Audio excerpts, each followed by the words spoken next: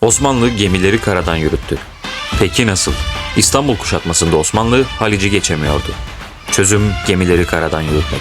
Tophane'den Kasımpaşa'ya yaklaşık 3 kilometrelik ormanlık alanda ağaçlar kesildi.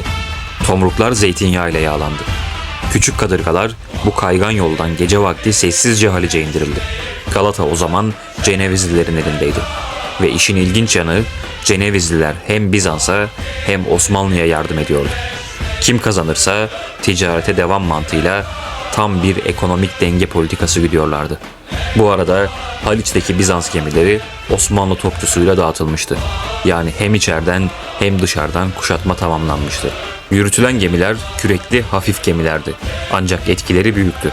Çünkü bu hamleyle savunma hatları tamamen çökmüştü. Ve sonra ne oldu? Hepimiz biliyoruz.